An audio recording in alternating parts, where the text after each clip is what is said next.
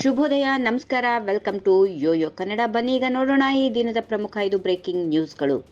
ಪಕ್ಷಕ್ಕೆ ವಾಪಸ್ ಆಗುವಂತೆ ಬಿಜೆಪಿಯಿಂದ ಆಹ್ವಾನ ಬಂದಿದ್ದು, ಈ ಬಗ್ಗೆ ನಾನಿನ್ನೂ ತೀರ್ಮಾನ ಕೈಗೊಂಡಿಲ್ಲ, ಹೀಗೆಂದು ಮಾಜಿ ಸಚಿವ ಕೆಸಿ ಈಶ್ವರಪ್ಪ ತಿಳಿಸಿದ್ರು. ಲೋಕಸಭಾ ಚುನಾವಣೆಯ ಬಳಿಕ ಪಕ್ಷಕ್ಕೆ ಬರುವಂತೆ ಆಹ್ವಾನ ನೀಡಿದ್ರು. ಈ ಬಗ್ಗೆ ಮಾತುಕತೆ ನಡೆದ ಬಳಿಕ ತೀರ್ಮಾನ ಮಾಡುತ್ತೇವೆ ಎಂದರು. ಕೆಲವು ಬಿಜೆಪಿ ನಾಯಕರು ನನ್ನನ್ನು ಸಂಪರ್ಕಿಸಿದ್ರು, ಪಕ್ಷಕ್ಕೆ ಮರಳಲು ಕೇಳಿದ್ರು. ನಾನು ಇನ್ನೂ ನಿರ್ಧಾರ ಮಾಡಿಲ್ಲ ಎಂದು ಈಶ್ವರಪ್ಪ ಶಿವಮೊಗ್ಗದಲ್ಲಿ ಸುದ್ದಿಗಾರರಿಗೆ ತಿಳಿಸಿದರು.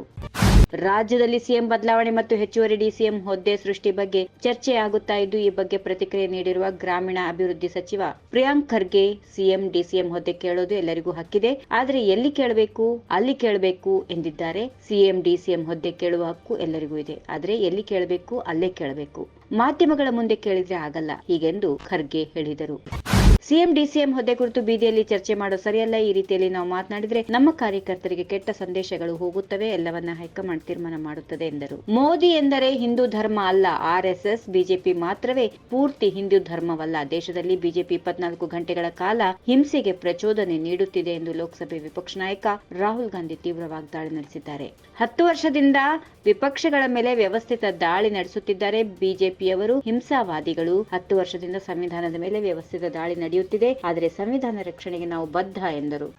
ಬಿಜೆಪಿ ರಾಜ್ಯಾಧ್ಯಕ್ಷ ವಿಜೇಂದ್ರ ಜೊತೆ ಹೊಂದಾಣಿಕೆ ಅಂದ್ರೆ ಏನು? ಅವ್ರ ಜೊತೆ ಏಕೆ ಹೊಂದಾಣಿಕೆ ಮಾಡಿಕೊಳ್ಬೇಕು ಎಂದು ಬಿಜೆಪಿ ಹಿರಿಯ ಶಾಸಕ ಬಸನಗೌಡ ಪಾಟೀಲ್ ಯತ್ನಾಳ್ ಪ್ರಶ್ನಿಸಿದ್ದಾರೆ. ಪಕ್ಷದ ಹಿತದೃಷ್ಟಿಯಿಂದ ಕೆಲಸ ಮಾಡೋದು ಹೊಂದಾಣಿಕೆ, ನಾನು ಅದೇ ಕೆಲಸ ಮಾಡುತ್ತಿದ್ದೇನೆ ಎಂದರು. ಸಿಎಂ ಸಿದ್ದರಾಮಯ್ಯ ಹಾಗೂ ಡಿಸಿಎಂ ಡಿಕೆ ಶಿವಕುಮಾರ್ ಸೇರಿ ಯಾರ ಜೊತೆಗೂ ಹೊಂದಾಣಿಕೆ ಮಾಡಿಕೊಂಡಿಲ್ಲ, ಏಕೆಂದ್ರೆ ನಾನು ಯಾವುದೂ ಹಗರಣ ಮಾಡಿಲ್ಲ, ಹುಡುಕಿದ್ರೂ ಅವರಿಗೇನು ಸಿಗಲಿಲ್ಲ ಎಂದರು.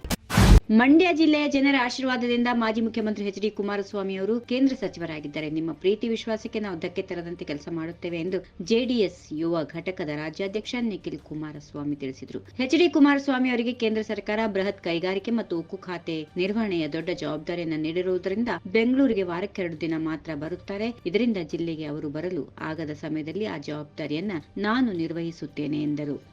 ಈ ವಿಡಿಯೋ ನಿಮಗೆ ಇಷ್ಟವಾದಲ್ಲಿ ಲೈಕ್ ಮಾಡಿ, ಶೇರ್ ಮಾಡಿ, ಸಬ್ಸ್ಕ್ರೈಬ್ ಮಾಡಿ.